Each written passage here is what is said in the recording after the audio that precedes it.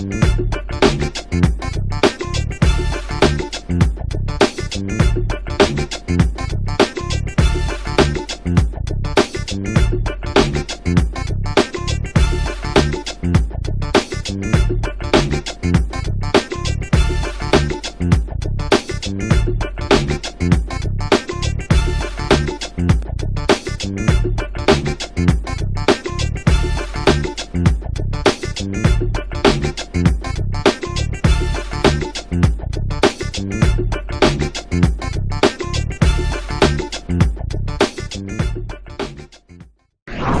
America, everyone counts, and the 2020 census is how that great promise is kept. Respond today online, by phone, or by mail, and help inform hundreds of billions in funding for education, health programs, and more.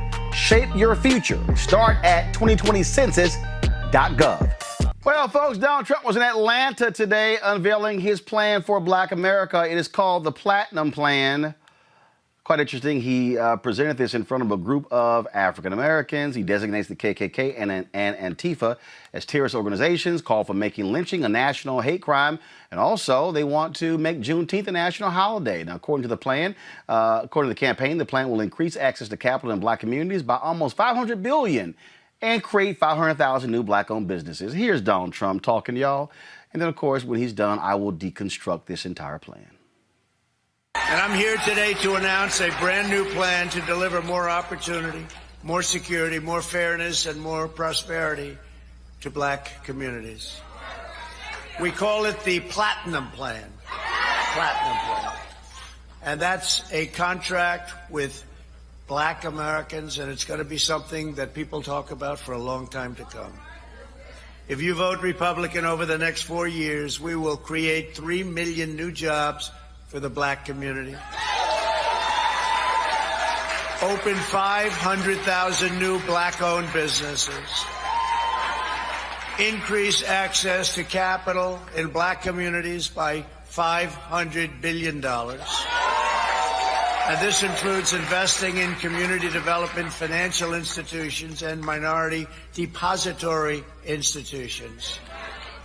Build up peaceful and safer urban neighborhoods with the highest standards of, and you know this, of policing. We want the highest standards. We have to have highest standards of policing. Bring even greater fairness to the justice system. We did criminal justice reform. We remember that. Even greater, we will create a national clemency project to right wrongful prosecutions and to pardon individuals who have reformed their life. You saw Alice, right? We love Alice. She had another 24 years to go. Can you believe it? She served 22 years. She had another 24 years to go. It was ridiculous. And she is a great woman. Create a ladder of opportunity for African American children by delivering school choice to every parent in America. So important.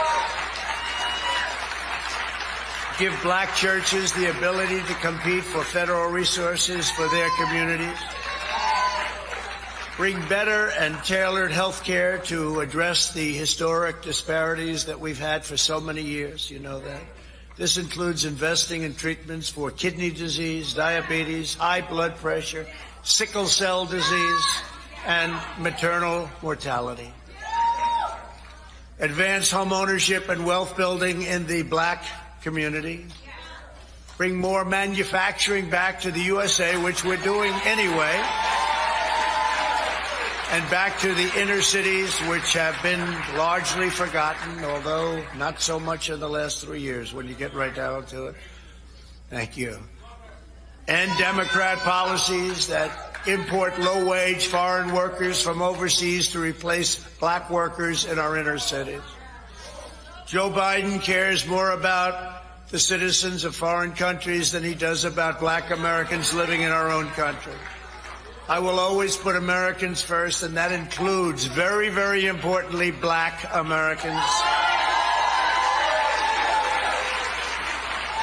And there's much more in our plan, which we're releasing today, so we'll get everyone a copy, and it's actually been very well received, and we appreciate that. The Platinum Plan is a bold vision that we can and really will achieve over the next 4 years, and we'll be able to do it, if not sooner.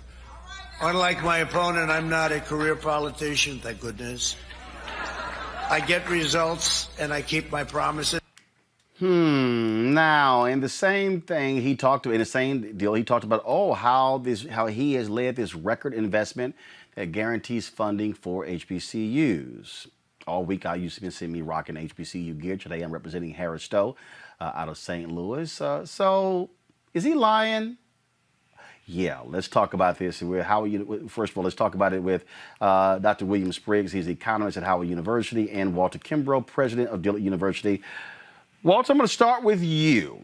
Okay, Donald Trump keeps touting how he has saved HBCUs, how he has made funding permanent for HBCUs so they don't have to keep coming back to Congress every year for asking money. You have been tweeting about this. You are an actual HBCU president. So I would think you probably have a good idea if this funding is permanent. Is what Donald Trump is saying false? Is it true? Is it false? Is it a flat out lie? What is it? Flat out lie. And it just drives me crazy because particularly for the program that got funded, there are over half a dozen federally funded programs for HBCUs. He's talking about this one program that started as a pilot program by George W. Bush for 2 years. That program died when President Obama got to office, and everybody beat him up to say, look, you need to keep this money. So then President Obama comes back like, all right, I hear y'all. I'm going to make it a 10-year program. So it's a 10-year program. Hold on. So hold on one second. That's first. It was a 2-year pilot program.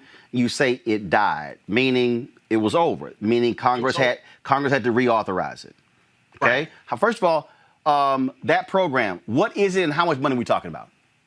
So it was a 2-year program for $85 million a year for HBCUs. So $85 million that was shared with multiple HBCUs. $85 million. 85 million. Okay, go ahead.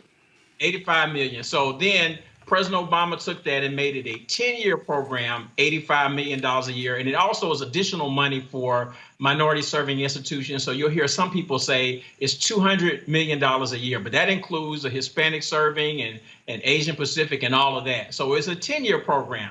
So it started to die, and people started lobbying to the Trump administration before in 2018 to say this program is about to die. We want to continue it. He let it die too. Alma Adams came back and wrote the new bill called the Future Act, which made it another 10-year program. And then wrestling with some of the Republicans, it ended up becoming a permanent bill, but they can still only fund it out for 10 years. So we'll wait to see what happens in 10 years. But as he said today, it's a 10-year program, $85 million a year, which is exactly the same thing that we had under President Obama. So let's be clear. Again, I had Congressman Alma Adams on this show. This was not a plan that originated from the White House.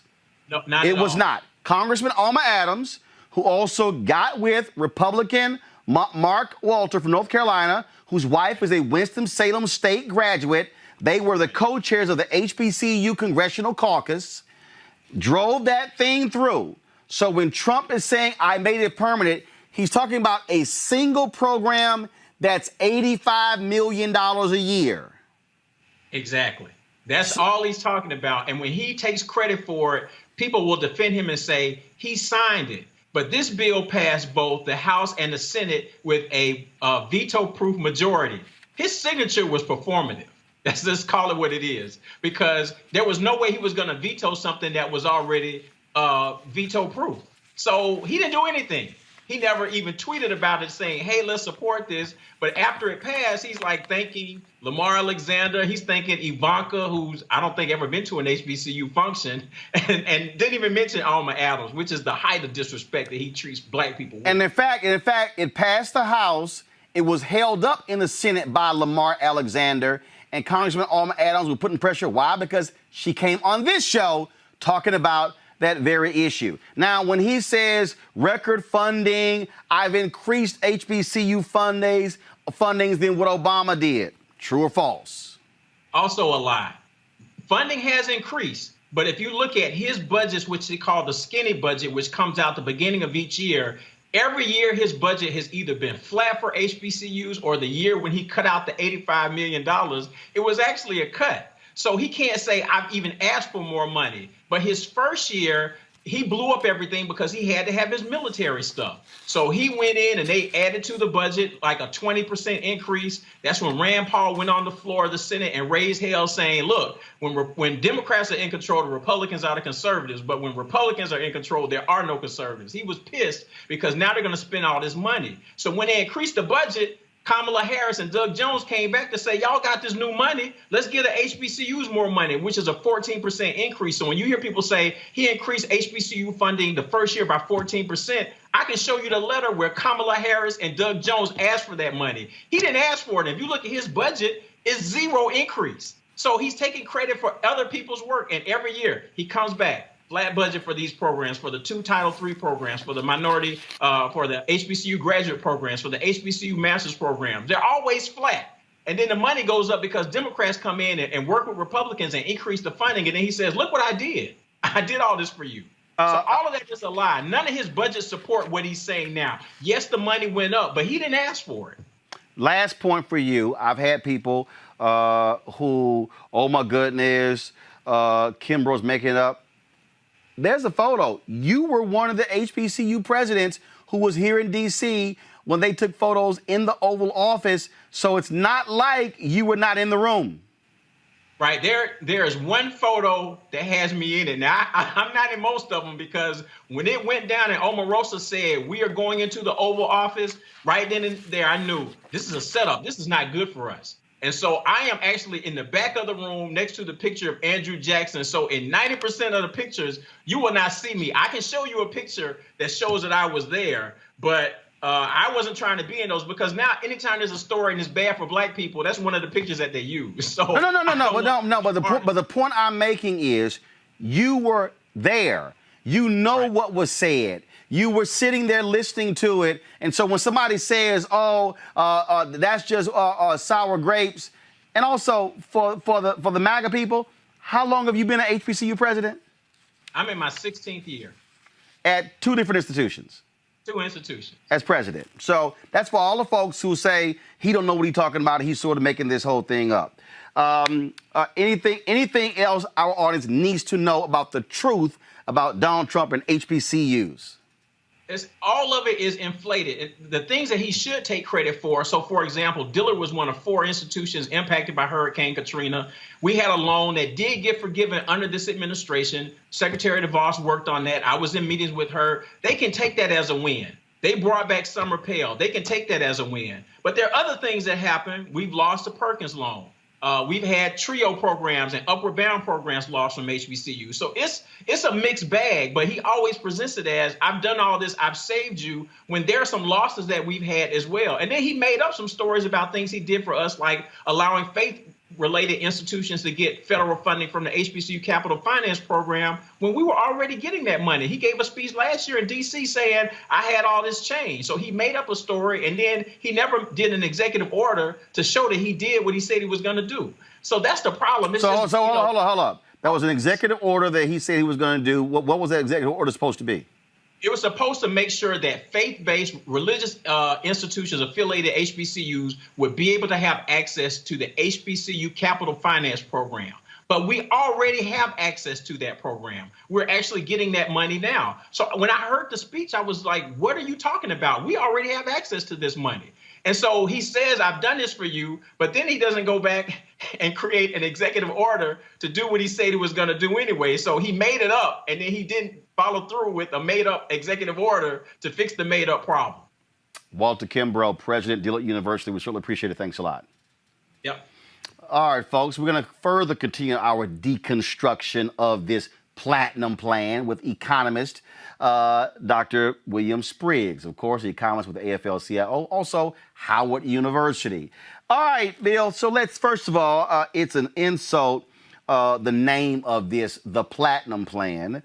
I guess he thinks that's going to appeal to black folks who like diamonds, gold, and platinum. So let's just sort of deal with that. But I want to take this thing through, and I want to go one by one, because and I'm calling this a deconstruction for a reason. because we did the exact same thing with Joe Biden's plan, where we went through this whole deal and we laid out exactly in terms of what it calls for. And so let's deal with this that he's touting. First of all, we're going to go to the first thing: 3 million jobs. He said, let's just pull the other graphic up, y'all, and we're going to switch between the two. So go there. First, 3 million new jobs for the black community. Did he say how that's going to happen? No, he didn't. But let's remember he's in the hole because we have fewer jobs than when he took office right now. He took office, black unemployment was 7.5%. It drops down to what, 5.1% in late 2019. Right now, black unemployment is what, 13%? Yes. I don't count the drop because what counts is what's the score. Right. So the point is, I don't care that you tell me at halftime we were ahead. Right. So it was 7.5% when you came in. It was here. Now it's 13%. So when you say I'm going to add 3 million new jobs, all you doing is talking about I'm going to replace what we've lost. What he lost. What he lost. Right. Since he want to claim everything. All right. Next one. He says create 500,000 new black-owned businesses. How? He doesn't say how he's going to do it. If he doesn't address discrimination in lending, he can't. And we saw what his Treasury Department did. The payroll protection program rolled out, and black businesses were disproportionately hurt because their competitors got loans, they did not. And we know that within that short space of time, we lost a way disproportionate share of black jobs, while his Treasury Department did nothing. It took Congress to come back, reauthorize the PPP program, and direct that the money went to CDFIs, community development financial institutions, and minority depository institutions, so that the money would get to black businesses. $1 late. But here's the other deal. But we've also we're losing. He had an opportunity to just keep the number of businesses, and he failed. We've been losing businesses because of COVID, and so when you say you're going to add 500,000, same thing. You're trying to add what we've actually lost. So let's go to the guys. Pull the next one up. Put the graphic up, please. Come on. I need the graphic. Come on, no, the graphic, please. Thank you. Thank you. That one. Increase access to capital in black communities by almost $500 billion. Okay, but here's the piece. Y'all, read the details. Come down to my graphic, please. Where the $500 billion comes from is seeking infrastructure funding that will lead to widespread growth in the annual $500 billion federal contracting opportunities. He's talking about the same money. So that's right. That's not 500 new billion. He's like, oh, I'm just touting what is over here in the infrastructure plan. But that's infrastructure. That's not to black businesses. Precisely. Keep going. That's just again walking people through. Next item on the graphic. All right. Safe urban neighborhoods with the highest policing standards. That's a waste of my time. But you know what? Let me just do this here. Now, let me go to my deal here. So let me go right down to that one. So here's what's quite interesting about that. Because this is the detailed plan that I have right here. So he says that, y'all gonna love this one. National Clemency Program, got that. This is right here. Restore safety to America's great cities by working with police departments. I'm gonna bring in Rob and Amisha right here as well. And accountable models of policing, including diversity training and accreditation standards. Rob, how can you say you're going to have diversity training for cops when you just got rid of diversity training on the federal level? I was just going to make that point. You know, he has an executive order getting rid of diversity and training, and he has an executive order where he doesn't want us to tell the truth about history. He says, so we don't want to deal with the fact that we've had racism. And he says this line in his executive order that says, you know, the Civil War dealt with this, and people are acting as if we were built on a racist country. We were, and we still haven't gotten rid of a lot of things, and we need to deal with it and really tell the truth about it. So he's not even telling the truth of history. He doesn't care about diversity and training. He's doing this to make some white people and I guess the few black people that are supporting him feel like they have something to talk about. Like, okay, we know you're saying racist stuff. We know you've done all this stuff. So we got to have something. And now he can just give them this talking point, like, I'm going to help black people by doing this. The man has been there for 4 years, and you're going to tell me 45 days before the election you got your black plan? You can say black people now? I mean, I'm just saying. Amisha, I'm looking here again under this whole deal of fueling access to capital for black-owned businesses. He says increase opportunities for small business lending and technical assistance through community development financial institutions in order to grow business and create generational wealth opportunities with over $400 billion in lending. Then he says, examine alternative ways to build credit, including rent, utilities, and phone bills. Make the Minority Business Development Agency permanent. Appoint its leader to the Assistant Secretary of Commerce level. Create a sub-office of African American Affairs and engage with private sector advisors to ensure real-world plans and solutions. Increase the number of black-owned contracting businesses, financial services entities, and private equity investment funds through regulatory reform and up to $40 billion in government funding alongside traditional private investment. Advance lending relationships with financial institutions, particularly those businesses who weren't able to participate in PPP. Host senior executives from major financial institutions on a quarterly basis to advance new and equitable lending programs for black communities. All of this stuff that he said that he wants to do in the second term, he hasn't done in the first term. He could have done it first. He could have done it at first. Hell, he could have ran on it in the first term. He did not. There was nothing stopping President Trump, who also, be mindful of people, his party also has the Senate. He could have done this immediately long ago. Like, there is nothing stopping him from doing any of this. But to the point mentioned a minute ago, we have a president who is now listing off things that run in direct contrast to the things that he says on his stump speeches. He's not somebody who cares about race and equity. He thinks of those things as unpatriotic. And if you talk about them, then you're not American. He does not care about lending practices that disproportionately affect African Americans. And we've seen that time and time again. He won't even have a sit-down conversation with the NAACP or the National Urban League when both of them and their CEOs have spoken to these issues directly and have plans that I believe it looks like he lifted literally out of those plans some of the language that he's using within this new, very odd framework of this platinum plan, which sounds a little sketchy in and of itself. But I think that what President Trump is doing, and it's not to get the black vote, he already knows that that's not really going to happen for him. What he is trying to do is to mitigate some of the disastrous commentary that he's had that makes some white people feel uneasy, particularly some white suburban women. So when you talk about there being this racist rhetoric and you talk about there being, all of the issues that the Black Lives Matter movement has brought to the forefront, this is a president who now is saying through means testing and through hearing a lot of what, the white people in the street who are holding BLM signs are saying is that, hey, maybe if I put together this plan and bring out some trinkets of black people to Atlanta, because be mindful, the majority of the folks who were at that Atlanta gathering today weren't from Atlanta, they flew in from other places, then maybe, just maybe I'll be able to show to good-meaning white people who otherwise would not, be fervent supporters of his, that I'm trying to do something. Be mindful. He could have done this months ago. He could have done this years ago. If he wanted to actually implement these plans, he could have done it. He knew that the PPP loans, by the way they were designed, they were not meant to help black businesses. But I want to go through this because, again, I'm looking here and I'm just sort of laughing, Bill, because he says grow minority-owned businesses with additional tax cuts to stimulate hiring and investment. Bill, have the tax cuts overall for all of America, have they stimulated hiring and investment? No, the economy actually slowed after the passage of his tax credit. So when you look at the growth of black employment, it was already underway when President Obama was president. And so what you look at is a path that actually slowed, and of course now it collapsed on him. But the Minority Business Development Agency is under his control. He doesn't need the Senate or Congress to do some of the things that he mentioned there. Instead, he undermined that agency. He gutted that agency.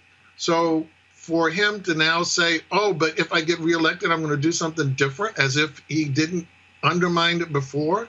And the PPP, as I mentioned, he knew that it was failing black businesses. That was directly under the control of the Treasury. He did nothing. It was only when Congress stepped in and reauthorized the additional amount of funds and directed them explicitly to minority-owned businesses that you saw the PPP program respond. He had his first time at bat. He whiffed. He totally missed the ball. The more damaging thing, he says, is later in this plan when it comes to black home ownership. No, hold on, wait. Hold on, wait. I'm going to get to that. Hold on. I'm going to take it by section. In his plan, he says, encourage onshoring and development of domestic manufacturing to increase supply chain, business development, and employment. Sounds great. Has manufacturing jobs, have they increased or decreased under Trump? They've decreased, and in key states, Ohio and Michigan, the auto industry has, in fact, stalled and faltered under his control. So today, the steel jobs that he promised, right, because of his war that he declared was going to get us back jobs by his reckless use of tariffs, did not, in fact, generate new jobs in that industry. So his track record on that is that this is not materialized. He totally bungled the whole world atmosphere when it came to trade, when he attacked the Paris Accord, and instead of using the green economy as a way to leverage the WTO, the World Trade Organization, and actually get us rules that would benefit manufacturing, he went in the opposite direction, undermined the whole credibility of all the exercise, and we've lost jobs under him. Right. So in his speech, he touted, I'm going to. He lied in his speech, because I listened to all of it, saying we brought jobs back home, we've increased manufacturing. That hasn't happened. Now let's go to the education piece here. Federal, state, and local community partnership to close failing schools to replace them with full school choice and education opportunity to put American parents back in control over their children's future. Well, the reality is you can't on the federal level, you can't close schools. Those are local decisions. It's not going to happen. I'm a supporter of school choice, but what he's laying out, okay, remember, during the campaign, he announced his school choice plan at a failing charter school in Cleveland, Rob, that had a score of an F, that was founded by the founder of K-12. And I said, it's pretty stupid to announce a plan at a failing charter school. Well, that's how dumb he was. Continue to protect the vital role of HBCUs. That's it. It's a line. Don't know what the hell that means. Increase the amount of Pell Grants and allow for vocational employment and second change homecomers. I don't even know what the hell that is. Has he increased Pell Grants, Bill? He did restore access during the summer, but as you heard from President Kimbrough, the rest of what he's done to students is to undermine the program, because he's cut all the support for their parents. So this is a great letter that Leslie Baskerville has written on behalf of NAFIO in response to this repeated claim that Trump wants to make, that the little bit that got added, and as President Kimbrough pointed out to you, not because Trump asked for it, not because he asked for it, but the things he did ask for undermined their parents. The things that made it harder for their parents to get money, to survive, and now to have jobs. He undermined our students in so many ways that his efforts really made it more difficult for our students, not easier. And so simply adding the summer takes away the Perkins loans that you heard President Kimbrough mention. Those Perkins loans are the ones of the job training that you just mentioned in that sentence. He attacked the Perkins loan and took them away. So to say I'm going to do something by bringing them back, okay, but you destroyed it. So I'm going to give you credit 4 years from now for putting back what you took away. That wouldn't make sense. I love this one here under healthcare, Rob. He lays out all this sort of stuff: reduce costs, opportunity to be in charge of your own healthcare and choose your own doctor, eliminate long-standing healthcare disparities. Really, that's a single line. No other detail there. Investments into the cause and cures of kidney disease, high blood pressure, diabetes, sickle cell disease, maternal mortality, and other diseases that disproportionately affect African-American populations. But he wants to get rid of the Affordable Care Act, Rob.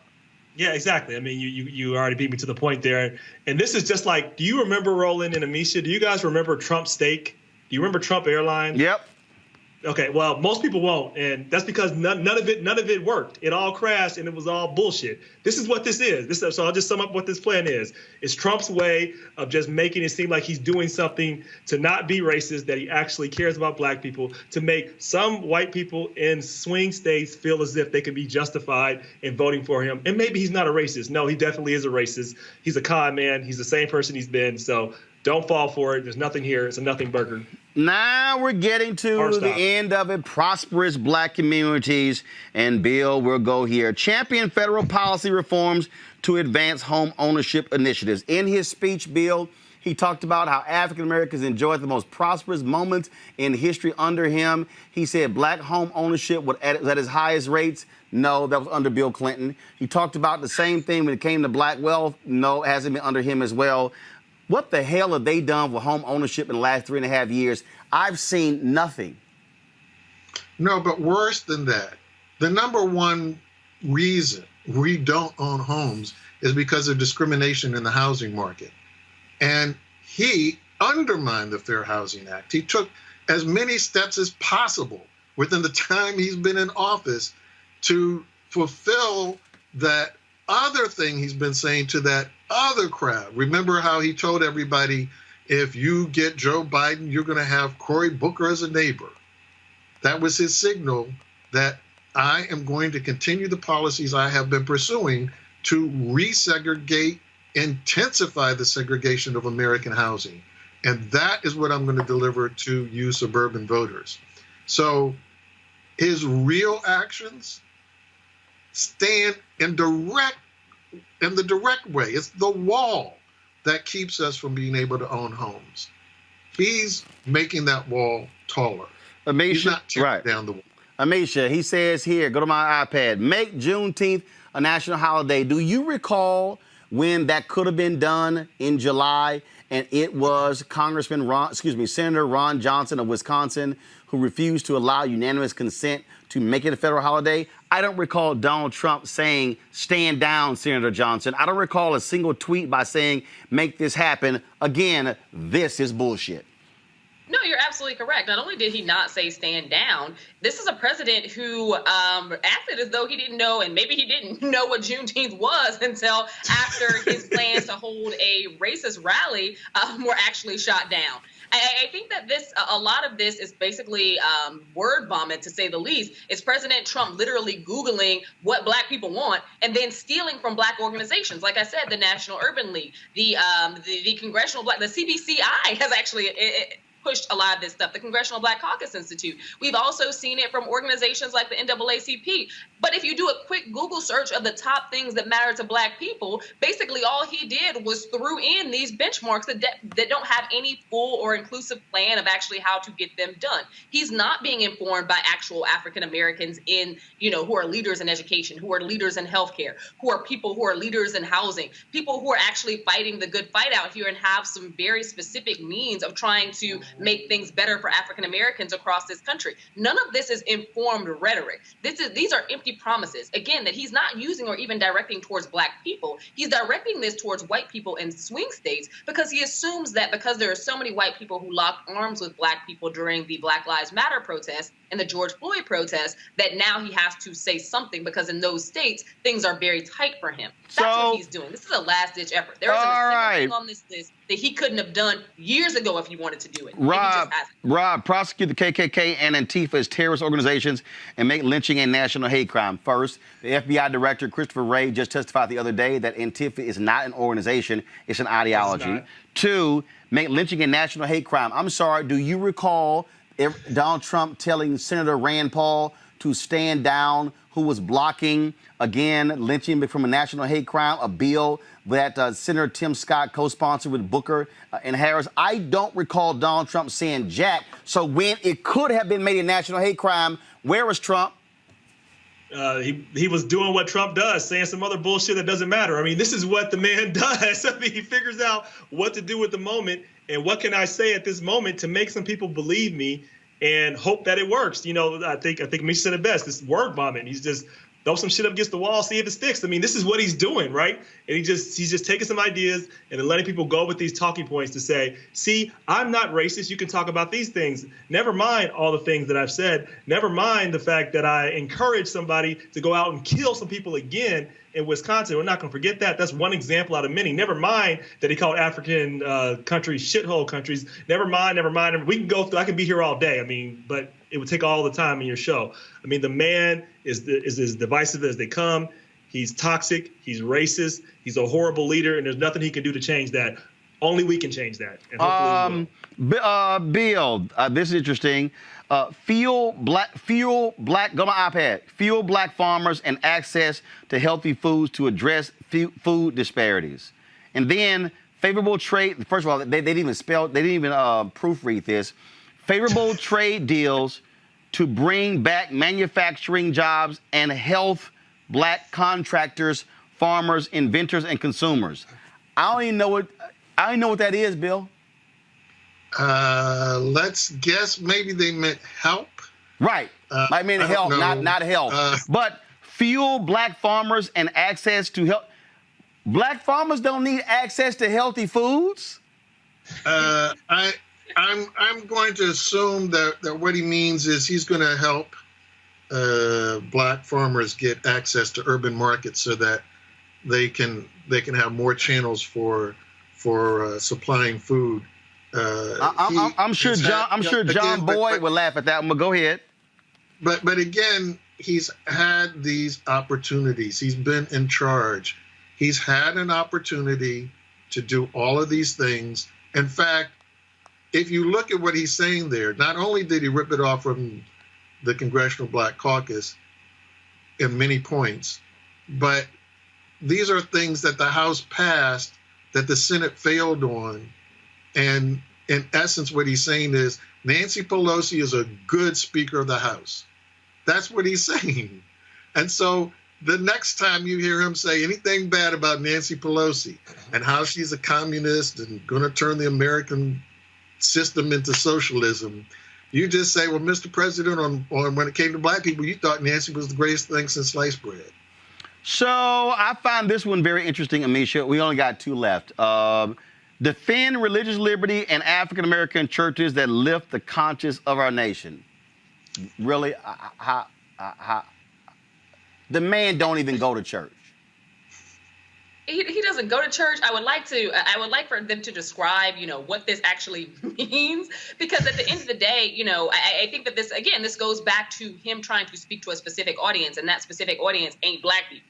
So when he's talking about religious liberties, when he's talking about bringing these things to the forefront, he's not talking about black churches, because we know that when people were shot in the black church just a few years ago, he really showed very little concern whatsoever and found good people on both sides of the situation. So no, I don't think that this president gives two sense about the black church at all, nor does he care about faith and religion. But I think that he is speaking to an audience, again, that is not black people. He's speaking to an audience and trying to lean in on those swing states, but he's speaking to white women specifically right now. The same white women who he's done this entire campaign cycle of trying to make afraid of black people in general. So when we're having these conversations, I think that it's very interesting, his timing of releasing this plan, but also the fact that, it comes out literally within a day of us hearing about the Breonna Taylor case. He is very strategic in trying to be mindful of what he thinks that those people in the suburbs actually want to hear, but he doesn't have any real intent on making any of this happen at all. And of course, right here, the last one, collaborate with cities and counties to address mental illness and substance abuse. Really, Bill? My God, you're going to collaborate? No, I think probably what those cities and counties would say is, where in the hell is the money? Well, again, this is the defund the police movement, right? The whole movement is, why are all of these funds going to the police when the biggest encounters that disturb us the most too often involve people who have actual mental health crises and their families are desperate to try and get help? They call the police instead of being able to call mental health experts. So, he criticized people want to defund the police, but that's where the money would come from. The money would come from, don't fund the police to do this, fund the professionals who know what they're doing when they encounter someone in a crisis. That's what this is saying. So he doesn't disagree with the people that he's been sniping at and saying sounded ignorant. And of course, I want to do this here, Rob. This is from the National Alliance on Mental Illness from August of 2019. That they lay out here that Donald Trump was going to be slashing funds for mental health care.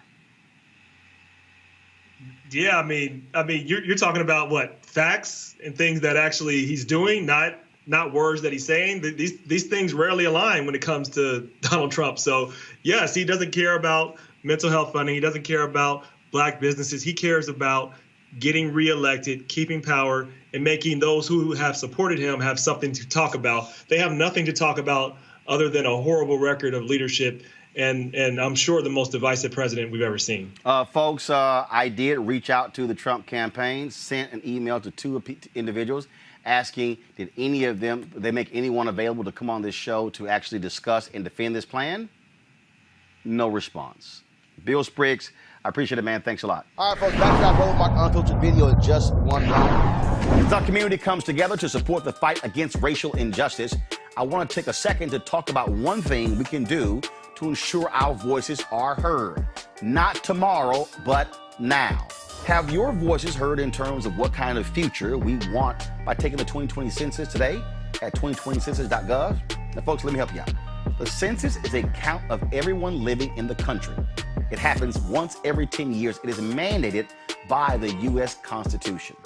The thing that's important is that the census informs funding, billions of dollars, how they are spent in our communities every single year. I grew up in Clinton Park in Houston, Texas, and we wanted new parks and roads and a senior citizen center. Well, the census helps inform all of that and where funding goes. It also determines how many seats your state will get in the U.S. House of Representatives. Young Black men and young children of color are historically undercounted, which means a potential loss of funding of services that helps our community. Folks, we have the power to change that.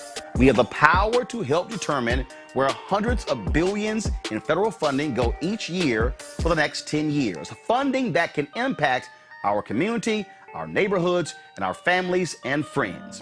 Folks, responses are 100% confidential and can't be shared with your landlord, law enforcement, or any government agency.